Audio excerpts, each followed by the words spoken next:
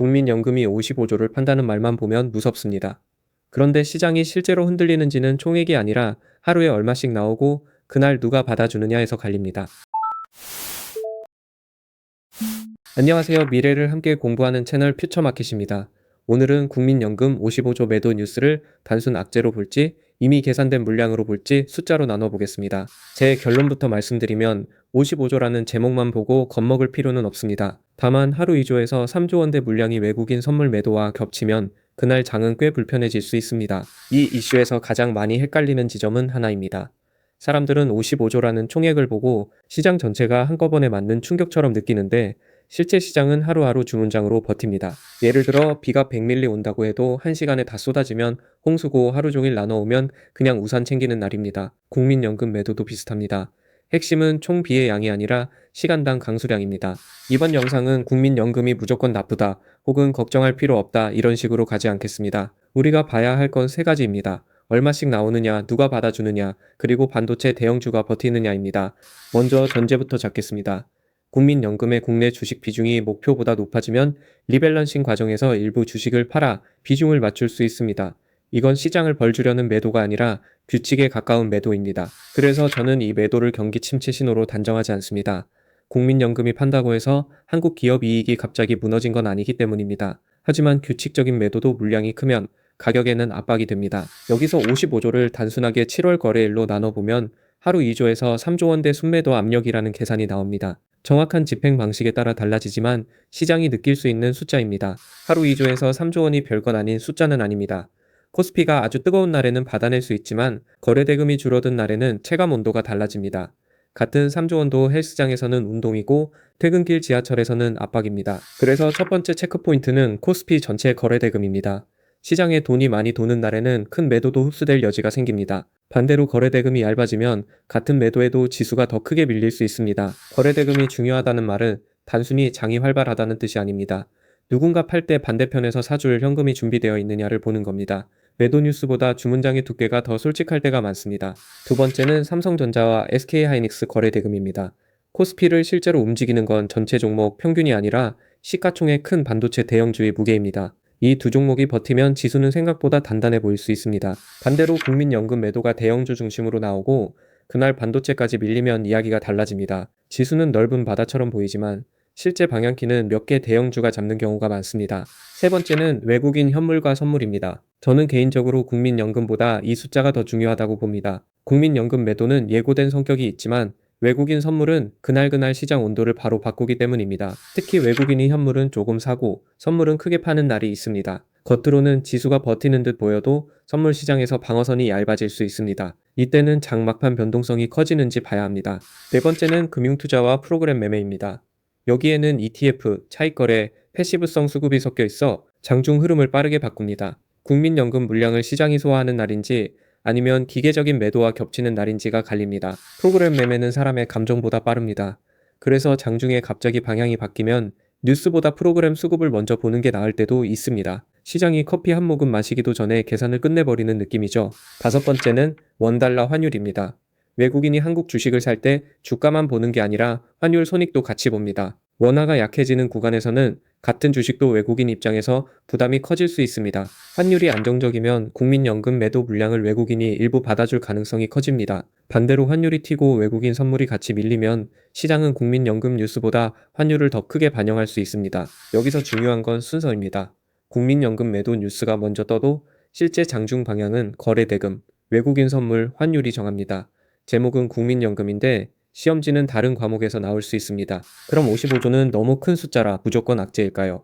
저는 그렇게 보지 않습니다. 시장이 이미 알고 있는 물량이고 일정 기간에 나눠 나오는 매도라면 공포보다는 소화 과정에 가깝습니다.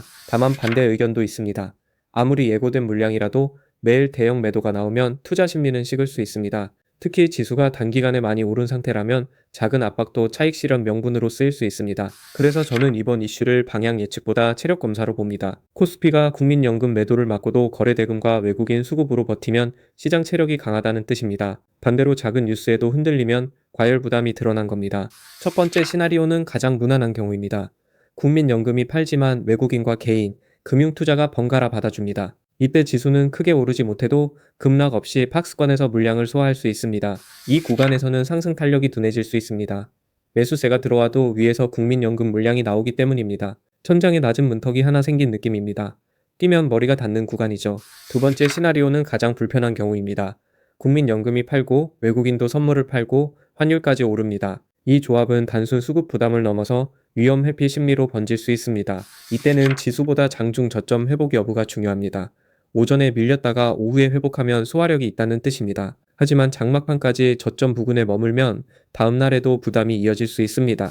세 번째 시나리오는 의외로 강한 경우입니다.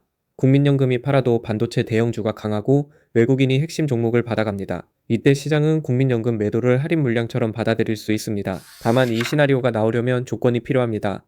반도체 실적 기대, 미국 기술주 흐름, 원달러 환율 안정이 같이 맞아야 합니다. 한쪽만 좋아서는 어렵고 세 박자가 맞아야 시장이 편안해집니다. 여기서 시청자분들이 가장 조심해야 할 착각이 있습니다. 연기금 순매도 숫자 하나만 보고 지수 방향을 바로 판단하는 겁니다. 연기금이 팔아도 지수가 오르는 날이 있고 적게 팔아도 지수가 밀리는 날이 있습니다. 이유는 간단합니다.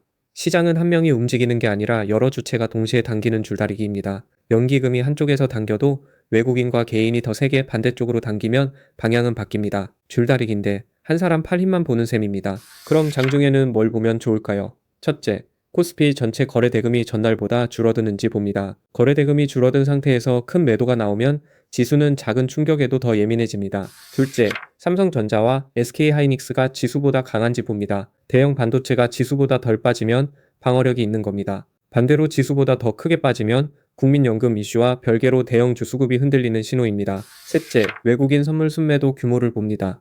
현물보다 선물이 먼저 심리를 바꾸는 날이 많습니다. 선물 매도가 커지면 프로그램 매매와 연결되면서 지수 변동성이 커질 수 있습니다.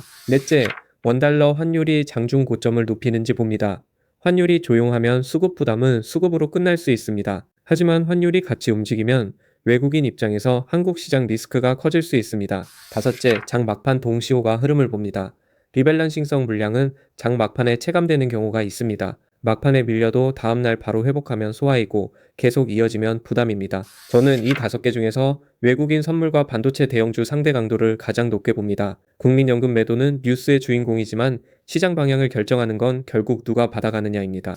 그러면 개인 투자자는 어떻게 대응해야 할까요? 답은 간단하지만 실천은 어렵습니다. 뉴스 제목에 반응하기보다 그날 시장이 물량을 소화하는지 확인하고 판단해야 합니다. 특히 지수가 밀릴 때 거래 대금이 같이 터지는지 봐야 합니다. 거래 대금이 터지며 밀리면 매도 에너지가 강한 겁니다. 반대로 거래 대금 없이 밀리면 공포가 과장된 움직임일 수 있습니다. 여기서도 단정은 금물입니다. 거래 대금 없는 하락이 항상 기회는 아닙니다. 다만 큰 손이 진짜로 빠지는 하락인지 얇은 장에서 가격만 흔들린 것인지 구분하는 출발점은 됩니다. 또 하나 봐야 할 건 상승일의 질입니다.